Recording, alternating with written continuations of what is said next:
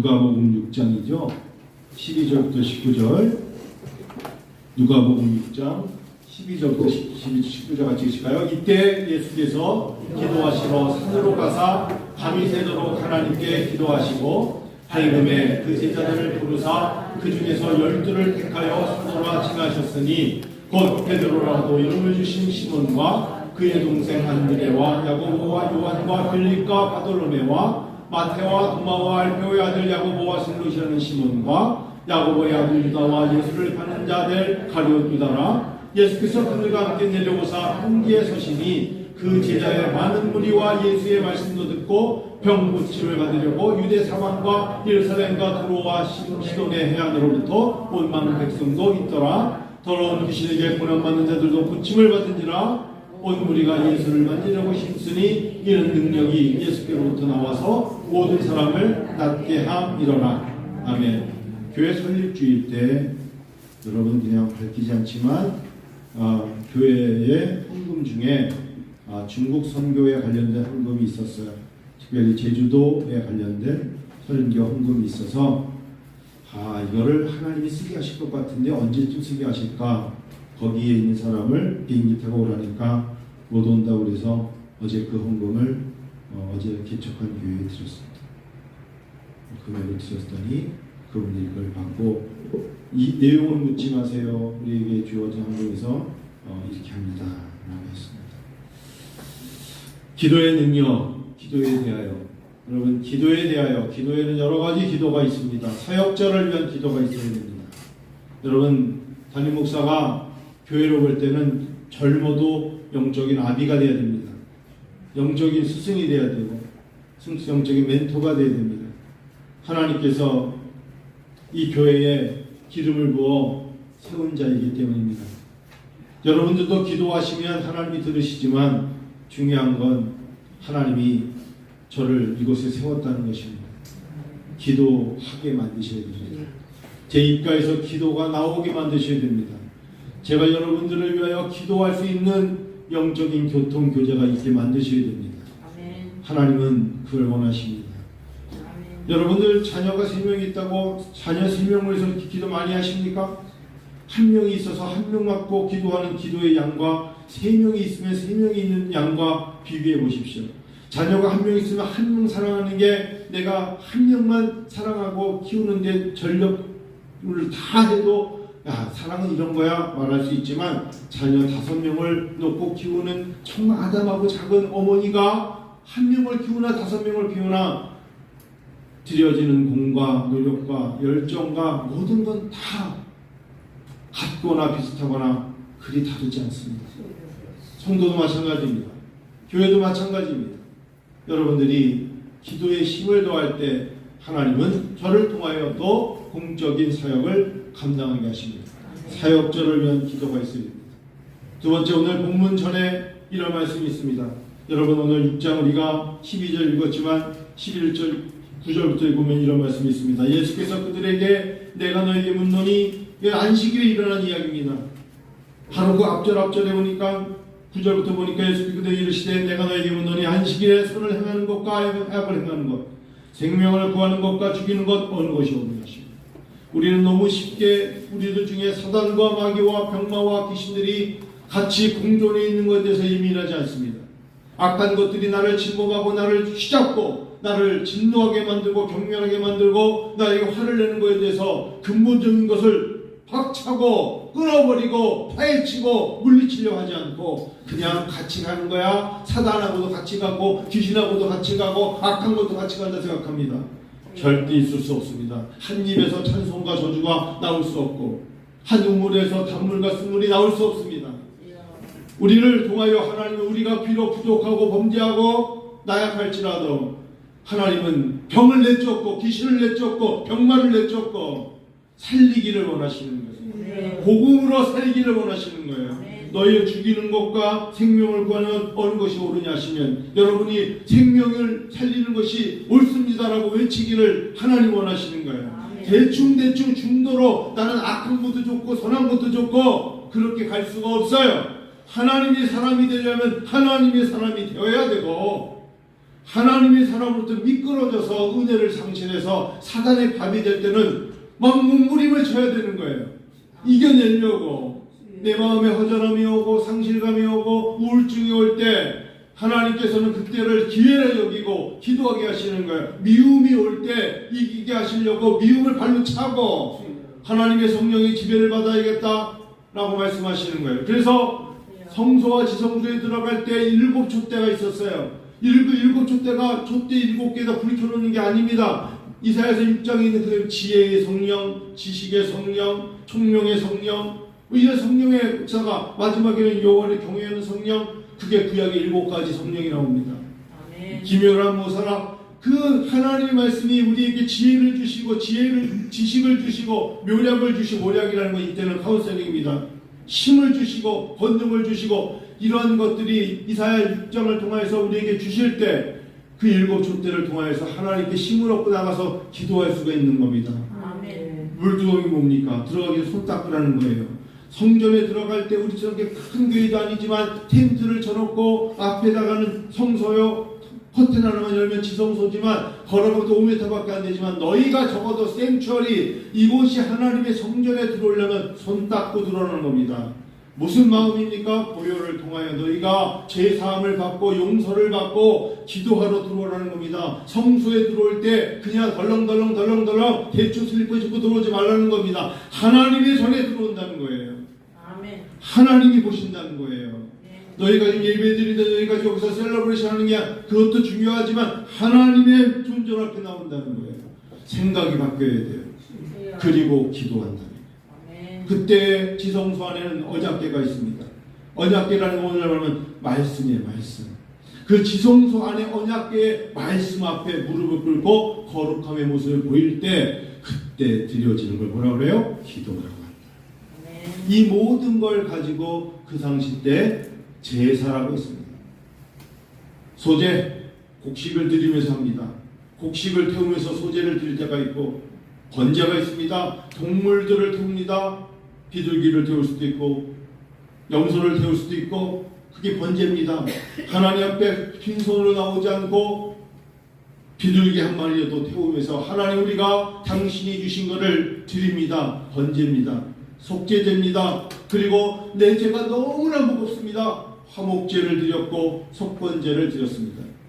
그런데 예수님께서 피 흘림이 없은즉 사하심이 없다고 하시면서 예수님이 단번에 이제는 구약에 피를 드리지 말고 내 피가 십자가의 보혈의 피로 그렇게 예배드리지 않아도 된다고 했기 때문에 우리는 그 은혜로 성전에 들어옵니다. 그런데 우리가 가벼워진 겁니다. 구약의 사람들은 그걸 드리기 위해서 전날부터 어떤 걸 드릴까 고심하면서 내 죄가 많으면 화목제를 드릴까 고심하면서 구약에 나왔다면 오늘날의 사람들은 예수께서 십자가에 죽어주심으로 나오지만 마음은 똑같아야 합니다. 중심은 같아야 하는 겁니다. 왜? 그 안에는 보혈의 피가 있기 때문에 은혜의 부휼이 베풀어 주시는 예수께서 보혈의 피가 있기 때문에 우리가 예배드릴 수 있는 겁니다. 아멘. 많은 사람들이 제사장이었습니다. 그들이 제사장의 직분을 레이지파로서 예배는 이렇게 드리거나 보여줬던 사람들은 다 죽었습니다. 구약의 사람들이 누가 살아있습니까? 그래서 다 죽었지만 딱 한 분만이 살아계십니다. 대제사장 되시는 예수님이 살아계신 겁니다. 그분이 우리에게 예배의 모든 것을 감당하게 하시기 때문에 그 앞에 나와서 예수의 이름으로 기도하는 겁니다. 여러분 기도에 대하여 한 번 좀 깊게 생각한다면 그렇게 중언부언하지 않고 가볍게 기도하지 않습니다. 기도를 하기 위하여 예배를 지성소까지 말씀 앞에 가는 데까지 얼마나 먼 짧은 거리지만 절차가 심한지 모릅니다. 그때 두 손을 들고 제사장이 속건제 속죄제로 모든 백성들의 죄를 대속하기 위하여 저를 죽여주시옵소서라고 말할 때 하나님이 역사하십니다. 아멘. 한국교회가 많이 달라져야겠습니다. 저도 달라져야겠고 예배를 드리고 거룩한 주일, 여러분 구약과 신약은 다릅니다. 구약은 다 사라지는 겁니다. 안식일이 사라졌습니다. 왜 안식일이 사라진지 아십니까? 안식일의 가장 중요한 것은 예수가 부활하신 날이 더 소중하기 때문에 안식일이 사라진 겁니다. 예수가 부활하신 날이 언제입니까? 바로 그게 주일이에요. 그렇지 않으면 구약으로 따지면 토요일날 예배드리는 게 맞아요. 그러나 이제 예수께서 죽으시고 사흘째 되는 날에 부활한 날을 가장 소중히 여기기 때문에 그래서 이 날을 주일이라고 하는 겁니다. 사바스데이가 아니라 더 로드스데이가 되는 겁니다. 주님의 날이라 이거예요. 그래서 안식일을 할 때 드린 사람들은 구약 개념으로 사는 거예요. 율법 개념으로 사는 겁니다. 우리가 율법으로 따지면 다 돌맞아 죽어야 돼요. 우리는 구약의 율법으로 사는 게 아니라 예수 그리스도의 죽으심의 은혜로 사는 거예요. 그래서 구약의 율법을 따라가는 게 아닙니다. 우리는 은혜로 사는 거예요. 구약의 10계명을 보십시오. 1, 2, 3, 4, 5계명부터 부모를 섬겨라. 마지막에 소유를 남의 것을 탐내지 마라. 10계명을 통해 가지고 하나님 앞에 의롭다 말할 자가 한 명도 없어요. 그 모든 10계명을 주께서 깨버리시고 신약에 오셔가지고 마음과 몸과 뜻과 정성을 다하여 하나님 섬기고 이웃을 내 몸과 사랑하라는 2계명을 주신 거예요. 10계명적으로 살지 말라는 게 아니라 10계명에 얽매이지 말고 이제 신약에 와서 2계명으로 하나님 사랑하고 가족과 이웃 사랑하라 라고 말씀하신 거예요. 구약에 매이지 않기를 원하시는 거예요. 구약에서는 광야를 지나면서 만나를 먹었어요. 근데 만나라는 것은 잠깐 먹고 없어지는 게 만나지만 신약에 와서 예수께서 내가 생명의 떡이라고 하셨잖아요. 예수를 만나고 예수 안에 머물고 예수로 말미암아 살아갈 때 생명이 있다는 것입니다. 구약을 깨고 구약의 강을 건너서 신약으로 오는 것입니다. 그리고 이 신약 안에 우리가 예수님 당신 아니지만 성령 하나님과 동행하는 것입니다. 근데 성경은 우리에게 계속 얘기를 하는 게 특별히 요한복음에서도 그런 말씀이 많은데 예수님의 기적을 우리에게도 오늘도 보여주기를 원하시는 거예요. 대부분이 어떤 기적인지 아십니까? 요한복음 5장부터 38년 된 병자를 고치십니다. 그 전에 가장 먼저 요한복음 4장에 보면 왕의 신하를 고치시고요. 예수님은 다 고치심의 사역이 나와요. 왕의 신하를 고치시고 5장에 가면 38년 된 병자 고치시고 그 다음에 9장에 가면 소경된 자를 고치시고 11장에 가면 죽은 나사로를 살리시고 그러시면서 예수님께서 오늘날에 2024년 7월달을 살아가는 7월 20일에 살아가는 은혜와 부족의 성도들에게 이렇게 물으시면 여러분 어떻게 답하실 거예요? 내가 생명의 떡이란다. 너희들은 너희 선조들이 광야에서 만나를 먹듯이 자꾸 이거 뭐 안 해놓으면 큰일 나는데 나에게 이 떡이 없으면 죽을 것 같은 자라고 말하지 말라.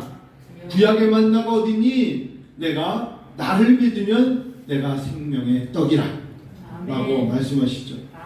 너희들은 자꾸 하나님의 눈을 피해서 멀리 떠나는 어둠으로 가는데 예수님 말씀하시기를 내가 세상의 빛이라.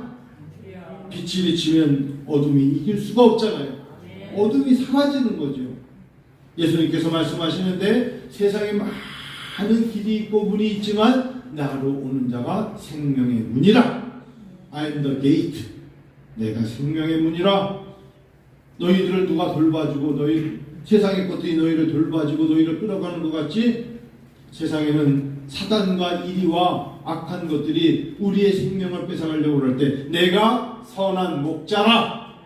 예수님께서 예수님만이 우리를 지키신다. 내가 선한 목자라. 나는 부활이요 생명이라.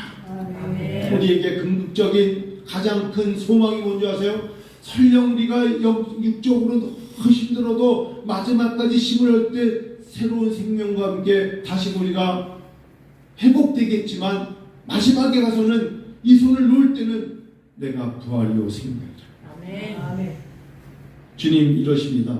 너희들 어디로 갈까 길을 헤매지. 광야 40년 동안 어디 갈지 몰랐지. 구름기둥 불기둥 인도했지. 그런데 이제 신약에 와서 예수를 믿는 너희들은 이걸 믿어라. 내가 길이라는 거예요. I am the way. 내가 길이요. 너희가 세상의 이성과 지성으로 과학을 가지고 진리라고 말하며 검증되지 않은 것은 믿을 수 없다고 말하지만 내가 진리라는 거예요. 초자연적으로 물이 변하여 포도주가 됐던 예수님의 첫 번째 이적과 표적 같은 요한복음 2장에 나오는 그 모든 것들을 내가 했다는 거예요. 사람들은 믿을 수 없다. 홍해가 어떻게 갈라지냐 말할 줄 몰라도 내가 했다는 거예요. 초자연적인 거. 하늘의 별을 보고 달을 봐라. 누가 만들었니? 너희들이 달을 점령하겠다고 인공위성을 뜨고 아무리 해도 만드신 이가 하나님이십니다. 아멘. 초자연적인 거예요. 아멘. 내가 길이요 진리요 생명이라. 마지막으로 예수님이 이런 말씀하세요. 우리 뒷뜰을 나가면 제가 제일 먼저 교회에다가 꼭 한 그루 나무 이거는 꼭 심고 싶어서 심은 나무가 있습니다. 포도나무입니다. 제 마음속에 포도송이를 따먹으려고 심은 게 아닙니다. 포도나무 한 그루를 정말 심고 싶었어요. 왜 그런 줄 아십니까? 요한복음 15장 1절에 나는 포도나무라고 주님이 하셨기 때문에. 많은 나무가 있어요. 제가 이렇게 잡아당기면 이러다가 이파리 찢어지고 떨어져 나갑니다. 포도나무는요, 제가 끝에 잡아당기면 나무 전체가 다 딸려와요. 중간에 가지가 잘라지는 법이 없어요. 붙어 있으면 뿌리가 뽑힐 정도까지는 아니더라도 잡아당기면 잡아당길 정도로 나무가 흔들려요. 그만큼 붙어 있으면 산다니까. 예수님이 포도나무를 비유로 두신 이유가 그겁니다. 붙어 있으라는 겁니다. 붙어 있으면 생명이 있다는 거예요. 그런데 이런 나무는 잡아당기다 떨어지면 그냥 땡이에요, 땡. 우리는 예수님은 우리의 포도나무입니다. 믿으십니까? 네. 그럴 때 기도하세요. 아멘. 그러면 역사하십니다. 아멘. 예수님께서 이 모든 것을 다 아시고 예수님이심에도 불구하고 산에 오르셨습니다. 이 부분이 우리에게 도전입니다. 하나님이신 그분이 만나를 먹어도 너희는 배고팠지만 내가 주는 생명의 떡을 먹는 자는 영원히 배고프지 않겠다고 말씀하신 그분이셨고, 내가 너희로 사람을 낳는 어부가 되겠다고 4명의 제자를 부르신 그분은 4명으로 끝나지 아니하시고 산에 오르십니다. 그리고 기도하십니다. 밤이 맞도록 기도하십니다. 10분 20분 기도하고 아유 이 정도 했는데도 요즘 응답이 없네. 그게 아니라 예수님께서 산에 가서 밤이 새도록 기도하셨습니다. 하나님 때로는 선교지를 내보내던 여러분 정말 이 한여름에 마음이 허전해서 어딘가 가고 싶을 때 하나님이 평생에 한 번쯤은 너 나를 위하여 밤이 맞도록 기도하고 싶은 마음은 없니? 라고 물어보실 겁니다. 네 평생에 50년 100년 예수를 믿었지만 네가 밤이 맞도록 한번 나와 함께 대화해 볼 마음은 없냐고 물으십니다. 밤이 새도록 하나님께 기도하셨습니다. 그리고 그러다 보니 날이 밝았습니다. 그때 예수님 산에서 내려오시고 본격적으로 일을 하신 게 제자들의 이름을 부르기 시작합니다. 베드로야, 안드레야, 야고보야, 요한과 빌립과 바돌로야, 마태, 도마, 알페와 저 야고보. 예수님도 하나님이신데 밤이 맞도록 기도하신 후에 당신의 일을 시작하셨다는 것을 말씀해 주십니다. 깨달아야 합니다. 내가 발버둥 치면 잘 것 같고 부유해질 것 같고 성장할 것 같고 해낼 것 같지만 그렇지 않아요. 저는 목회자로서 이 원리를 알고 이 원리대로 살아야 되는데 부족함에 고개를 수그립니다만 평생에 밤이 맞도록 고심한다고 무엇을 얻을 수 있겠습니까? 밤이 맞도록 찬양하면 그 다음날 응답이 있습니다. 밤이 맞도록 누워있다고 무슨 응답이 있습니까? 밤이 맞도록 성경 읽고 졸려서 졸다 쓰러져도 하나님은 일하십니다. 이 원리가 우리를 살리는 거예요. 기도가 일보다 앞서야 된다. 기도가 일을 끌어가게 해야 된다. 기도가 앞장설 때 일은 따라가야 된다. 목회의 기도가 우리 목회 사역을 끌어가야 된다. 이것이 은혜와 비전교회에 하나님이 주시는 명령이요 교훈이 되기를 축원합니다. 부부가 의논하세요. 당신 요즘 사업이 힘들어? 마음이 괴로워? 사랑관계에서 어려워? 육신이 어려워? 내가 당신을 위하여 밤이 맞도록 건강한 내가 기도해 줄게. 이게 2024년 한 해 단 하루만 있어도 하나님은 역사하십니다. 여러분 믿으세요? 담임 목사가 그러고 있다는 것을, 담임 목사가 안 보일 때는 그러고 있다는 것을 생각하셔야 돼요. 담임 목사가 왜 물골이 갈수록 저렇게 힘들어하지? 그만큼 성도들이 어려워한다는 것을 하나님이 말씀하고 계시다는 거죠. 그런 걸 일일이 제가 요즘 기도하고 있어요. 그렇게 많지 않아요. 그 속에 하나님의 역사가 있을 수 있어요. 그래서 하나님이 여러분들을 통하여 기쁨의 소식을 주실 거라는 확신이 있어요. 아멘. 그러면서 제가 이번에 다시는 저가 항공기 타고 나가면 안 되겠다고 결심했어요. 물 한 잔을 안 줘. 밤 10시에 타서 그 다음날 새벽 6시에 떨어질 때까지 물 한 잔 안 주는데, 그리고 특별히 이게 국내선 비행기에서 얼마나 좁은지 저같이 날씬한 사람도 힘들어. 근데 옆에 저보다 배가 더 나온 김정식 목사님 앉았는데 둘이서 계속 밀지 말라고 나 잘 그러고 아예 다시는 둘이 같이도 앉지 않기로 했고, 하여튼 떨어져 앉고 가운데 좀 이렇게 날씬한 사람이 앉아야겠다. 너무 힘들어요. 가만히 보니까 젓갈 안 돼. 그리고 이게 스크린도 안 나와. 뭐 스크린에 나오면 뭐 영화도 보고 하잖아. 아무것도 안 나와. 그냥 힘들어요. 근데 비 많이 왔잖아. 인천에서 비행기가 안 온대. 10시 반에 떠야 되는데 12시가 돼도 안 와. 또 계속 얘기해요. 승객 여러분, 인천이 뭐 지금 비가 와가지고 뭐 비행기가 뜨질 않으니까 떠야 올 거 아니에요. 그리고 방송도 잘 안 해. 그리고 뭐 태국어로 뭐 꽁약꽁 뭐 저거 얘기하는데 뭔 소리인지 모르는데 새벽 1시. 야, 이렇구나. 근데 뭐 그런 거예요. 뭐 어쩔 수 없는 거. 그 속에서 생각하면서 그랬어요. 하나님이 나에게 안식을 주시기 원하시는구나. 이번에 태국 갔다 오면서 마음속에 사람은 하루는 쉬어야 돼요. 여러분 주일날 때로는 여러분들 다 댁에 가시고 집에 들어갈 때 다리가 헛들 때가 있습니다. 왜냐하면 토요일부터 주일날 긴장을 했을 거 아닙니까? 설교가 여러분 들으시면서 내가 해도 저 설교 더 잘하겠다, 혹시 그런 분이 계실 수도 있겠지만, 설교는 일반 어떤 어디가 발표하는 건 좀 달라요. 저만 제가 생각하겠어요. 이게 맞을 겁니다. 주일 아침부터 내려와서 기도하고 말씀 보고 시작하고 저녁이 되잖아요. 근데 저는 월요일이 되면 학교에 가서 강의를 합니다. 그것도 새벽기도 끝나고 운전하고 오면서 주여 주여 하면서 그렇게 한 학기를 은혜 가운데 마치게 하시는 하나님께 감사드렸어요. 그래서 하루는 무조건 쉬어야 된다. 나를 위해서 쉬어야겠다. 내 건강을 위해서 쉬어야겠다. 치통 때문에 힘들어요. 피곤하면 치통이 오잖아요. 눈 때문에 힘들어요. 근데 그걸 다 말하면 이제는 그런 것들을 말하면 너무 어린아이 같으니까 말을 못하는 게 있잖아요. 그러다가 하나님께서 오늘 누가복음 6장에 하나님께서 안식하셨다. 하나님이 쉬시는구나. 하나님이 쉬기를 원하시는구나. 7날 중에 하루는 성도들에게 안식을 주신 것이고 목회자도 하루는 쉬어야겠구나. 그런 생각을 비행기에서 계속 생각했어요.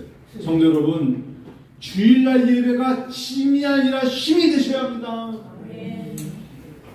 그래서 교회에 오고 가는 게 마음이 무거우시면 안 돼요. 아침에 일어나서 교회 올 때도 평안. 그래서 부부가 찬양한 곡 부르세요. 평화 평화로다 하늘 위에서 내려오네. 찬양을 드리고 서로를 축복하는 기도를 드리세요.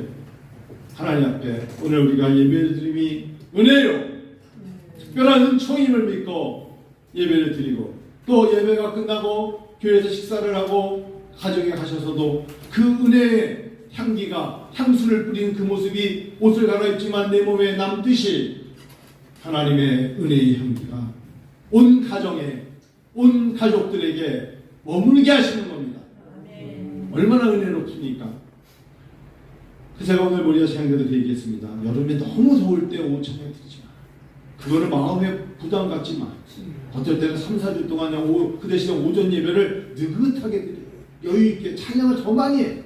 찬양을 15분 했다면 25분에 축도하기 전에도 찬양을 해. 예배가 12시 20분에 끝나면 어때? 오후 예배 없는데 12시가 되면 난 무조건 예배 드리다가도 가야 돼요. 뭐 그거에 대해서 말하진 않겠지만 그래야 되는 것만은 아니다 이거죠. 하나님이 도와주셔야 돼요. 맞아봐야 정신 차리겠냐 라고 하시면 뭐라 그럴까요? 제가 이런 말씀 드리고 이제 비행기에서 오면서 내 생에 가장 은혜로운 때가 언제인 줄 아세요? 제 생에 가장 은혜로운 때가 고등학교 3학년 4월 달에 폐결에 걸려서 진단받았을 때.